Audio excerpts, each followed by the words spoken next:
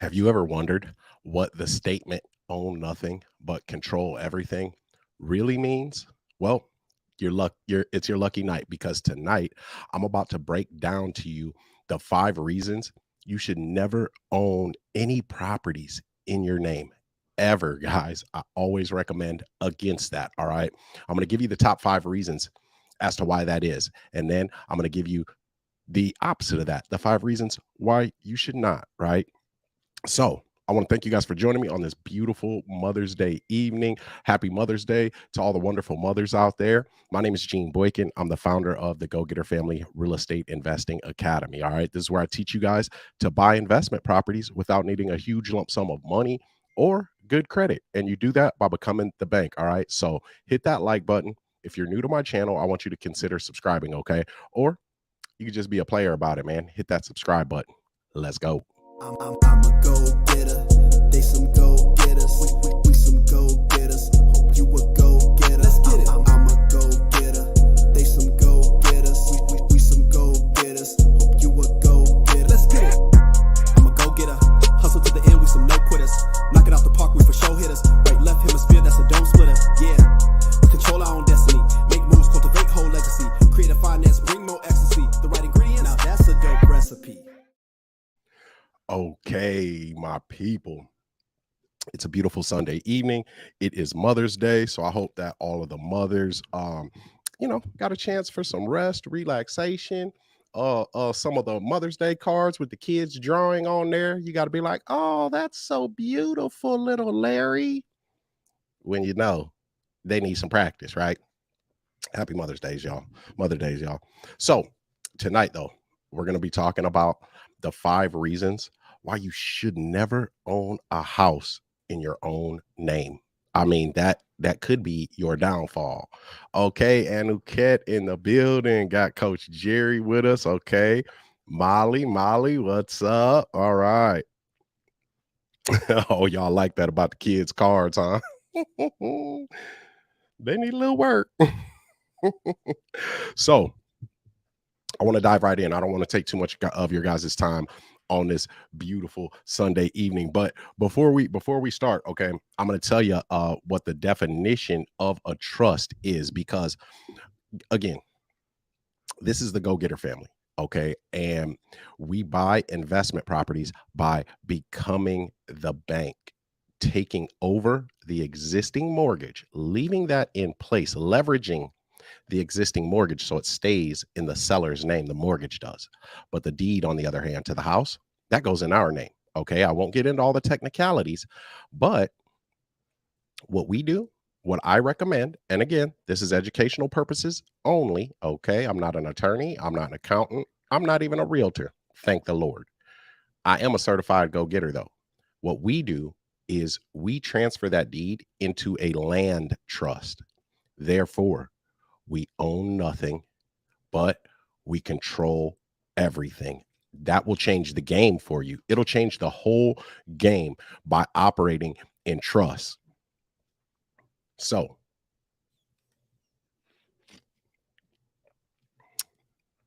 got my little personal blender over here trying to act like I'm eating healthy and shit.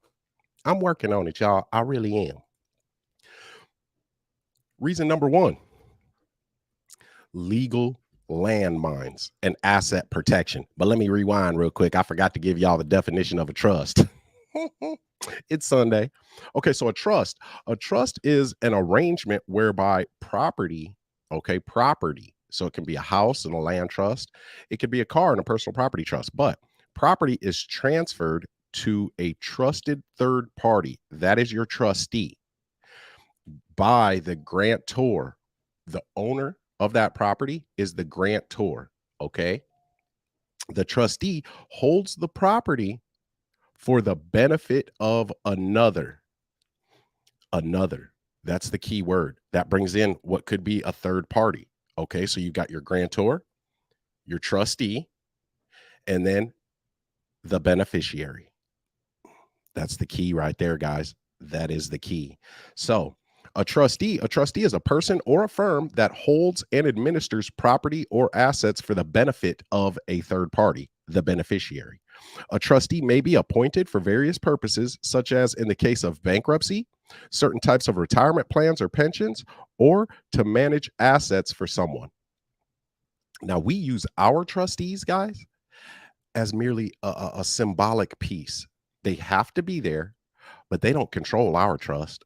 No, no, no, no, no, no.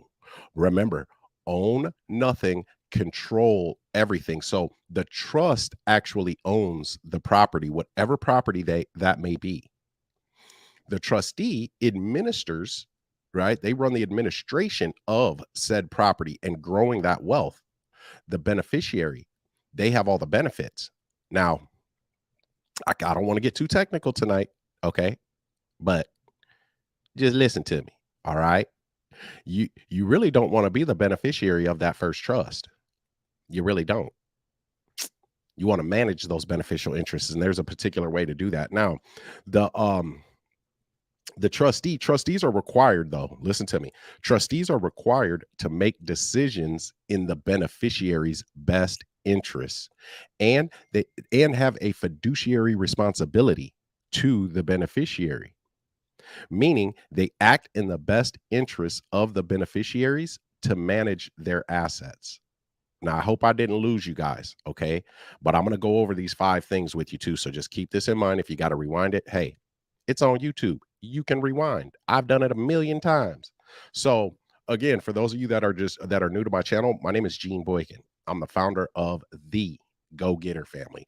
And my channel is here to give you guys the actionable knowledge that you need to go out here and become the bank and buy investment properties, guys, houses with little to no money out of your own pocket and definitely no credit checks by becoming the bank. Actionable knowledge. That's the difference, because I've been saying this lately. There's plenty of bad advice out here on the internet about how to do real estate. Yeah, plenty of bad advice. Oh my goodness. Oh, it drives me nuts. Now, the beneficiary.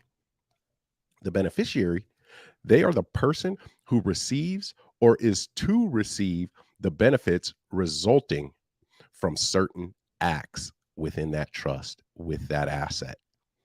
You stipulate all of these things in your declaration of trust. Okay.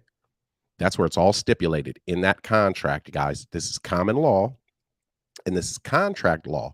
The highest form of commerce is based on contracts, guys. Contracts. Now, if you do it in a trust, though, see, this is the difference here. If you do it in a trust, trusts are not susceptible, okay, to statutory codes nor the judiciary. It is merely the administration of the trust that is susceptible to the judiciary and statutory code, just the administration. So as long as your trust reads and dictates what you do with that asset, it is not impeding on another person's person or their property. We get to do what we want. It's a beautiful thing. I freaking love it. Beneficial interest, guys, real quick. Beneficial interest just means a benefit resulting from an ownership position or a contract. Now let's dive on in.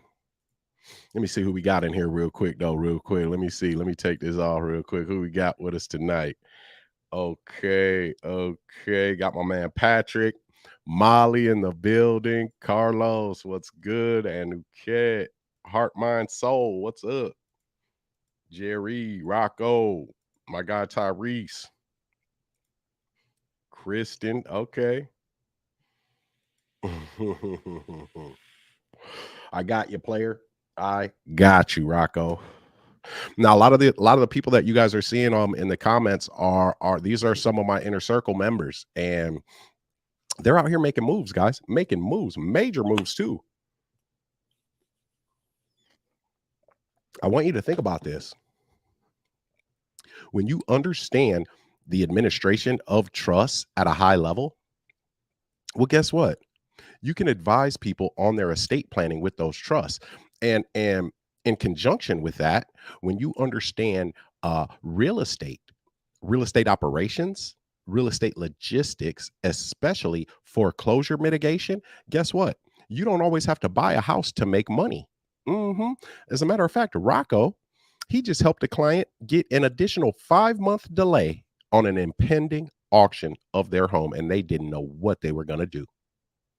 Now, that is a service that brings a lot of value. And remember, we're paid in direct proportion to the value that we bring to another person. So if that is something that you can do in your state, guess what? You can roll that into your services. And if you can't buy this person's house, or maybe they don't want to sell it, guess what? You can make $1,000, $1,500, $2,000 real quick too, especially once you get the process down. Beautiful thing. Beautiful thing. So a lot of these people on here again are my inner circle students because they know the power of this stuff. Now, reason number one, reason number one, legal landmines and asset protection. So first off, if you own properties in your name, you're making a huge mistake. Huge mistake if it's in your name, really, because that means you are liable for that stuff. Yes, there's homeowners insurance and stuff like that, but trust me, insurance companies are insurance companies because they don't like to pay people out their insurance. So I want you thinking to yourself that if you own an asset in your name, you are liable for that asset. Absolutely. Because if it's a really good lawyer, like a really down and dirty lawyer, oh, they're coming for your personal assets. So let's say you have a rental property and you forgot to put salt on the sidewalk after it kind of sleeted out, right? Snowy type of rain. And then the temperature dropped and it froze up. It's black ice out there on the sidewalk. Well, your tenant comes out, walks, slips and falls, breaks their hip. That house is in your name. Guess what? Not only is that asset right there, right? That house, not only is that asset at risk, but your personal assets are also at risk to pay whatever judgment because it will be attached to your name. And you guys don't know how critical that is because I'm telling you now, if you own a house and you have a judgment against you, your name, and you go to sell your house, guess what's going to happen? You have to pay off that judgment before that title company will transfer that deed, that clean and marketable title. And it doesn't matter if it was against the house, if it's against your name, it's over. So this way, see, when you own your assets in trust, the only thing at risk in a situation like that is going to be that particular asset. So if a tenant walks outside, slips and falls, and they try to sue you personally, well, first off, why are you suing me? I don't even own nothing. You got the wrong person. Really, the house is owned by a trust. So the only person that tenant can sue, the only entity, is the trust that owns that property. Oh, it's a beautiful thing. Mm, I love it. I love it. So there's that. And then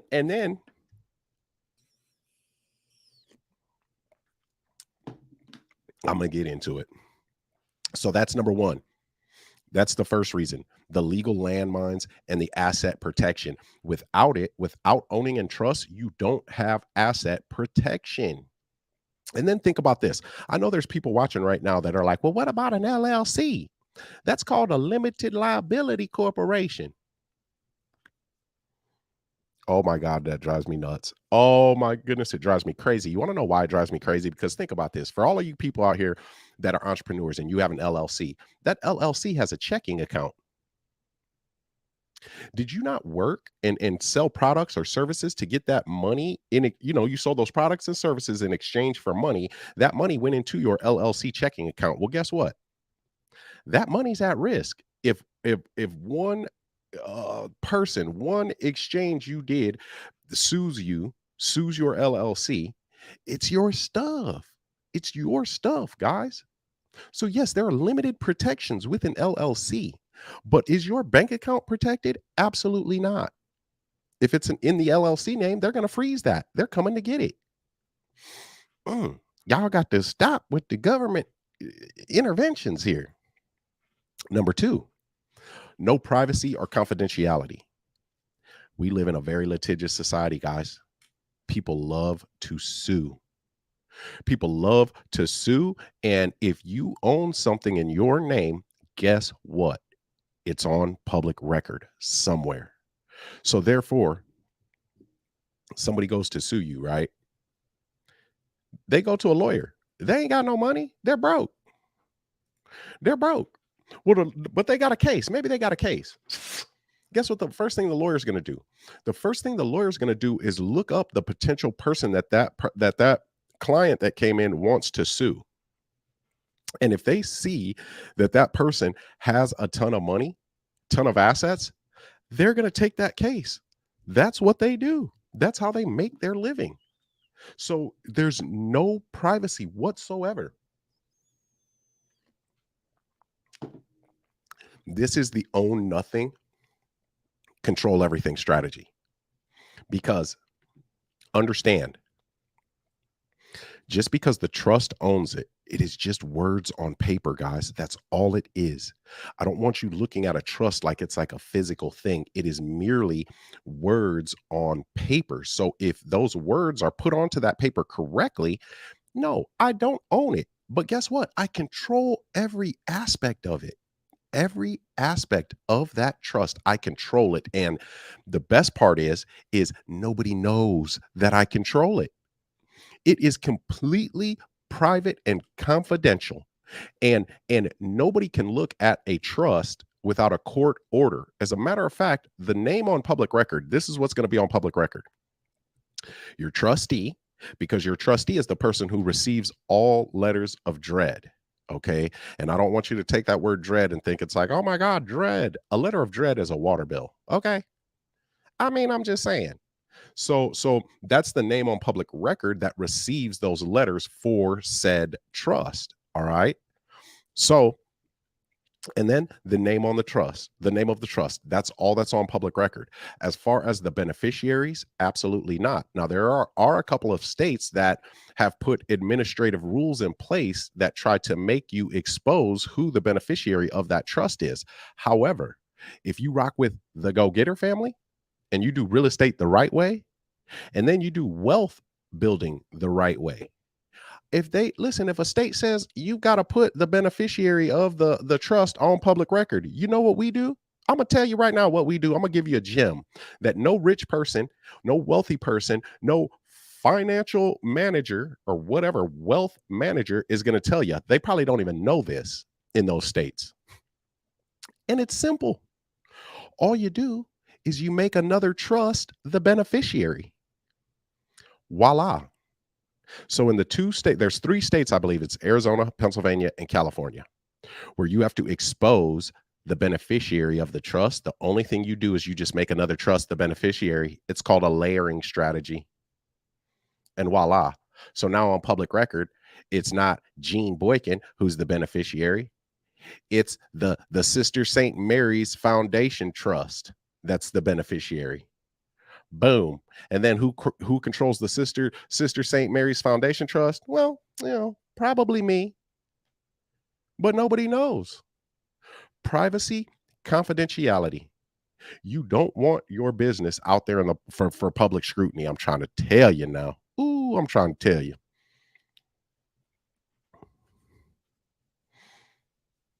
Okay. Oh, I see you, Patrick. I'm gonna answer your question, man. And when I get to the second part. Now, number 3. This is huge, guys. For anybody who has ever experienced a loved one passing away that had assets, all hell breaks loose. You got family members that you were like, wow, I didn't know you were like that. I thought you were pretty cool while grandma was alive. Oh my God, it's bad. So if we don't have a trust, if you have a will, great, cool, man. You got a will. That's like some direction to the judge in probate. That's all a will is. That's why it is promoted to us, man, middle class and poor people, and then the lower tier of upper middle class. It is advertised that we should get a will. Yeah, okay, great. But that will does not protect your assets. That will does not keep your assets out of probate court. When you die, guys, listen, when you die, and it's inevitable for all of us as things stand, okay? If you own any assets, Your kids, your family, your loved ones, they do not have access to those assets.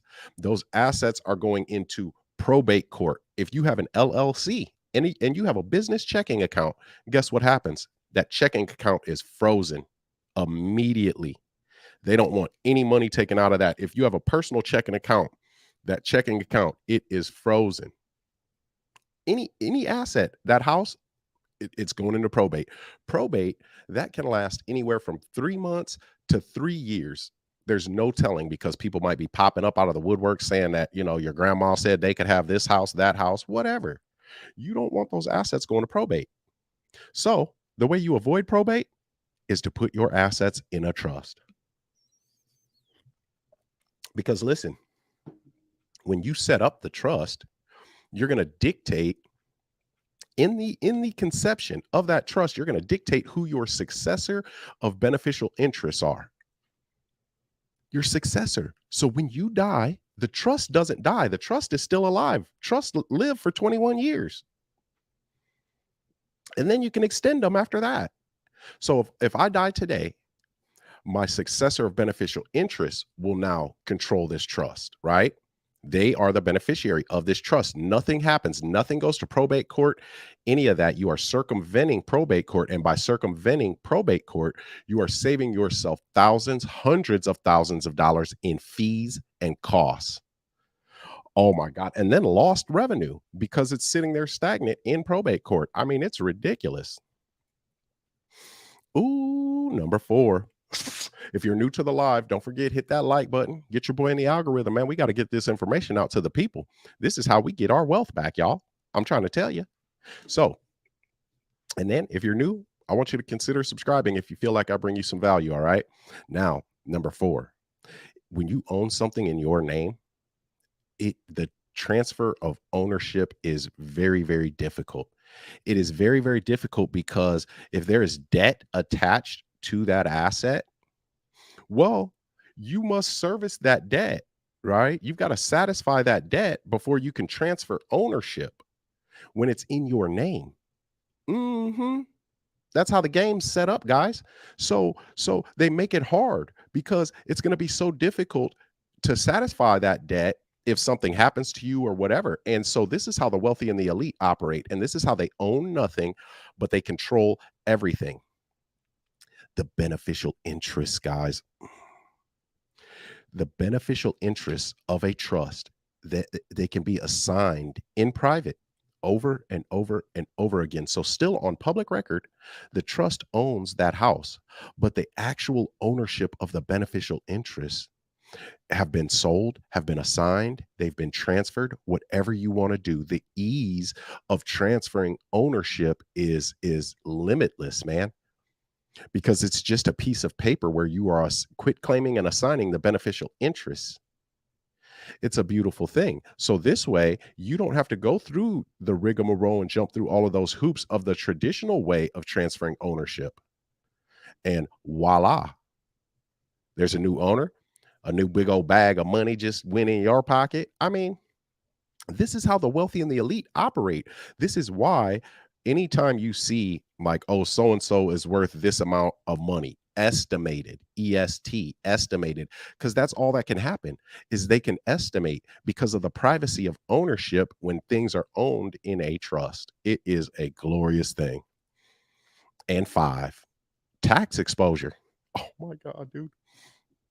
The tax exposure is relentless. Listen, say you pass away, right? And you've got some assets. You pass those assets to your kids. Guess what happens? They pay an inheritance tax, guys. And those things are rather chunky, the inheritance tax.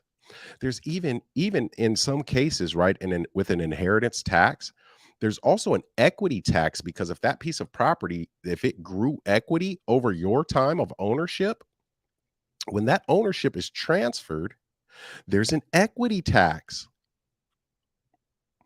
So when it's owned in probate, guess what?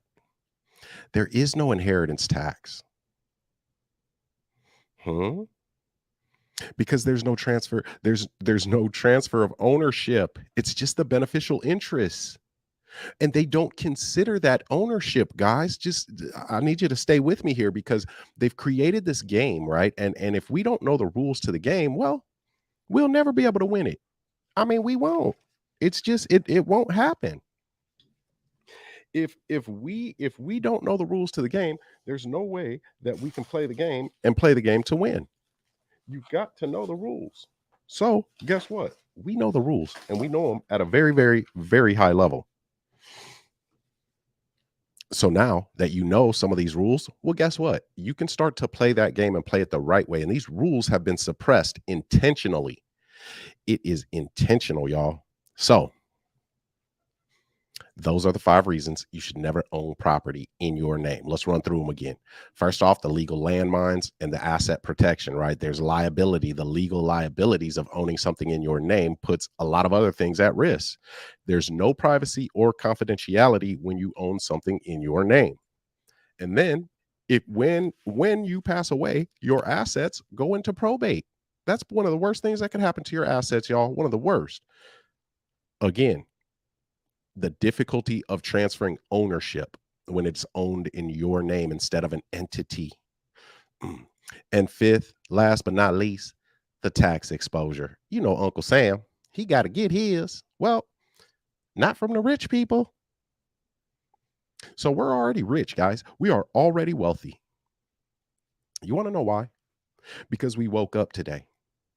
Because we could tell a loved one Happy Mother's Day. Because we could sit here and watch this and listen and learn. We are rich and we are wealthy because of that. Okay.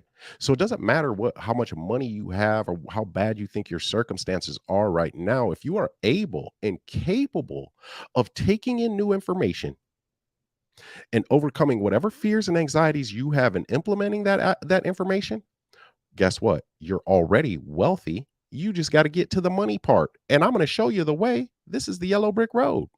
Hit that like button for a player. Now, before I forget too, guys, our next Become the Bank challenge, the Become the Bank challenge number 8. And our challenges, oh my God, they are legendary and life-changing. And I'll tell you right now, if when you join the challenge, you still are going to be hit with the unexpected of the immense amount of value that you get from my 5-day Become the Bank challenge. You have no idea what you're getting into, but if you participate and you make a decision that you're going to be committed to these 5 days, it will be life changing for you. Absolutely earth shattering, straight up. And I'm sure it's in the comments now. The challenge, it's there to challenge you because listen, guys, I have an inner circle. Yes. But I don't open that to the public because we are on a mission to transform the way that real estate is done in the United States of America, because this is the right way to do real estate. This is the right way. We're leaving out the middleman, the bank. We don't need them to keep creating debt out of thin air for us because it ain't for us. It's for them. So we're going to leverage the debt that's already in place. We'll become the bank. We'll create some debt out of what? Out of thin air for our buyer, but we'll give them the opportunity at affordable home ownership, no matter what their credit is. It's just based off of their income and their job. That's it. So, well, here they go. Here they go. Molly said, life changing, no joke. And Uket said, legendary. Absolutely. Absolutely. Oh, it says, oh, okay. It says 7 in there. My bad. My bad. Thanks for the heads up. Thanks for the heads up. Let me change that. Lord have mercy. So, June 12th, it's June 12th through the 16th, Monday, June 12th through Friday, June 16th. It's 5 days. It's from 7 p.m. to 9 p.m. Central. Okay. If you get the VIP, there's a 1-hour question and answer session before each day of the challenge. And from what I hear, you're gonna wanna get that VIP. So let me see what questions there are.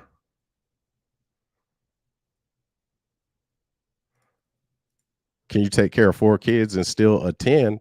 Well, I can't answer that for you. I mean, I take care of my daughter every day, and I had her last week, and we got We got over $1.5 million in properties under contract.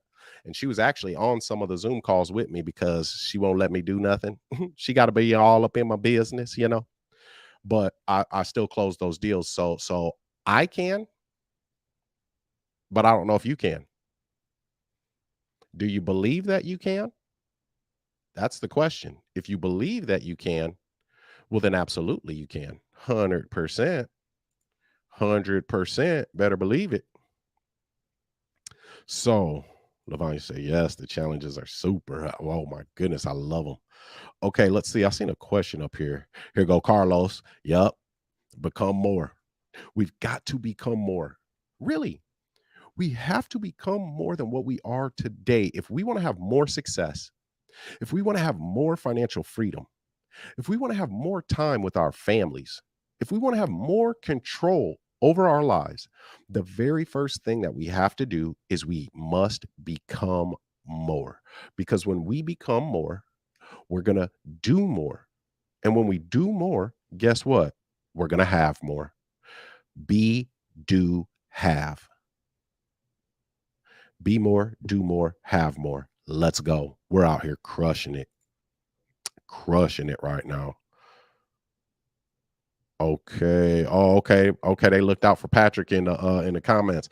What steps should an 18-year-old who's new to this and learning real estate take without an LLC or an income? So I'll tell you too, Patrick.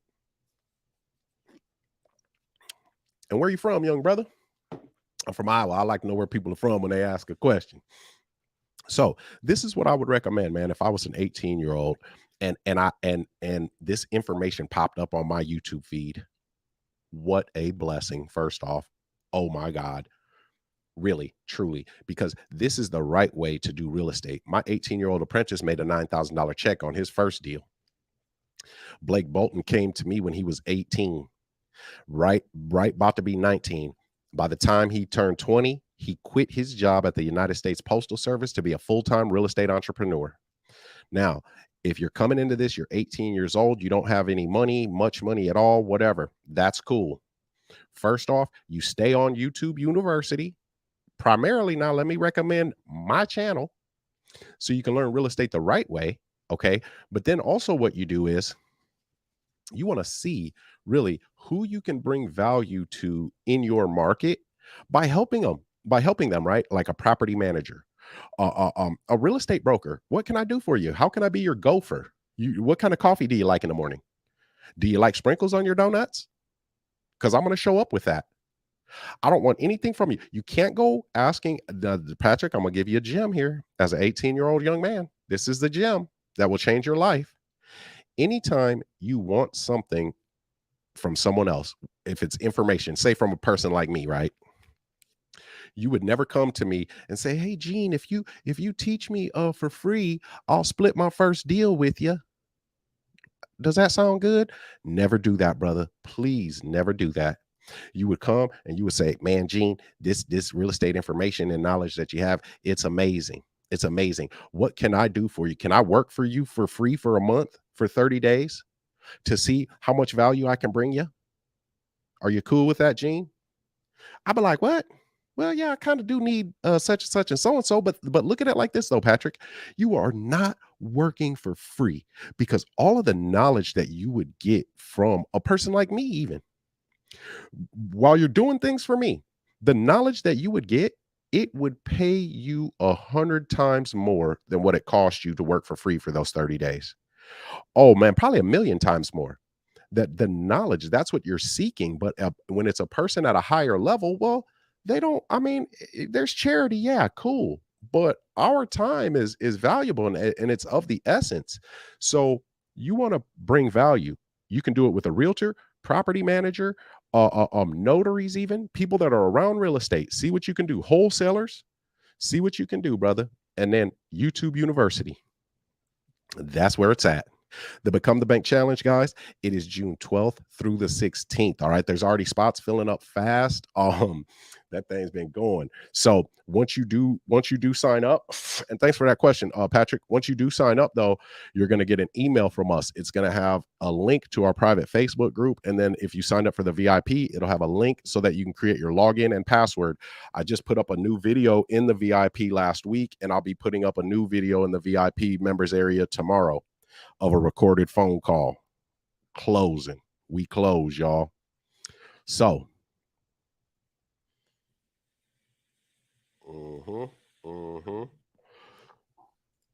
oh, Kristen says she homeschools full time. My daughter's gonna be homeschooling. Heck yeah, I love that, Kristen. I do. I love that. Got to teach your kids the way. Oh, you from Yonkers, huh? Okay. Yonkers, we got a couple people out that way. Yes, sign up for the challenge and participate. We got to participate in our own success, guys. We've got to participate in our own success. And I got to leave you guys with a quote, okay? This is out of my top 3 books. My top 3 books of all time are the Bible, Think and Grow Rich by Napoleon Hill. Masterpiece, man. Masterpiece. Illuminating, so illuminating. And then Undefeated Mind by Dr. Alex Lickerman.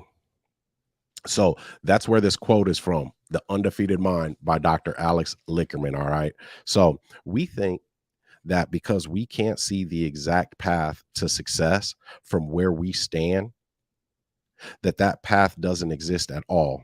And we let our misguided confidence in our own restricted vision squash our determination. But our determination is what creates that path. Our determination to make use of adversity rather than escape it.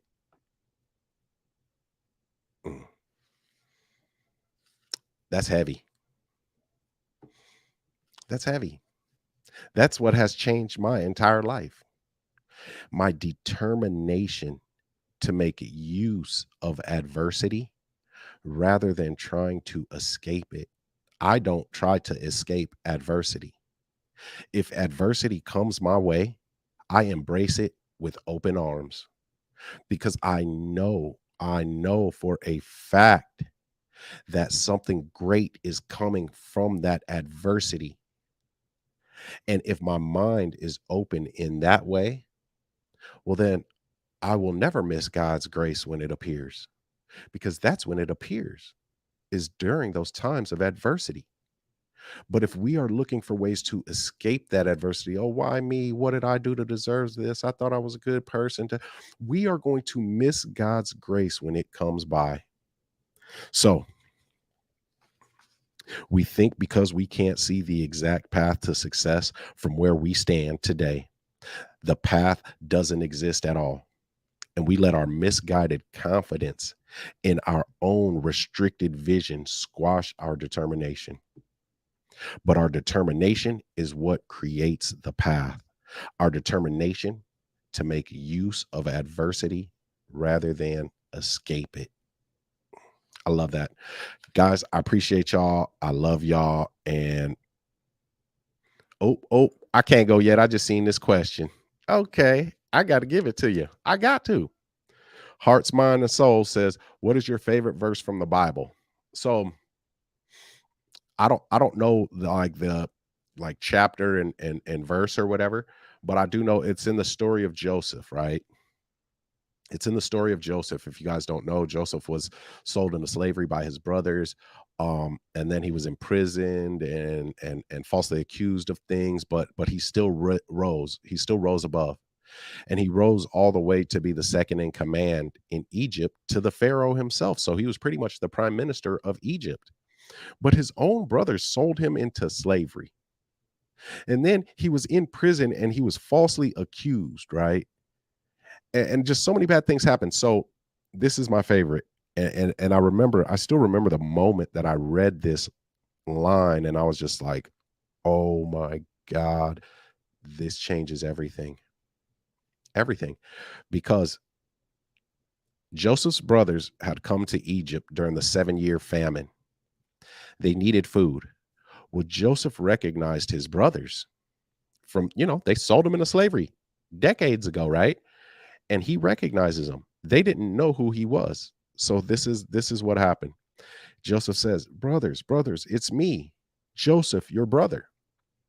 And as soon as they see that recognition hits and they're scared, they're like, Joseph, we're so sorry. We didn't, they're on their knees begging. Please don't hurt us. Please don't kill us. We're so sorry. This, that. Here's the line right here. Joseph says, brothers, I don't want to kill you. You meant that to hurt me. You meant that for evil. God meant that to help me. I said, damn. So there's so many things out here that are meant to hurt us, to destroy us, to be evil towards us. But if we embrace them properly, they do nothing but refine us and sharpen us up and get us ready to receive the abundance and the gifts that God has in store. So to the world, hey, you meant that to hurt me, but God meant it to help me. So y'all, I appreciate y'all. I love y'all. And you guys know what it is, man. Until next time, let's get to it, y'all. I'm a go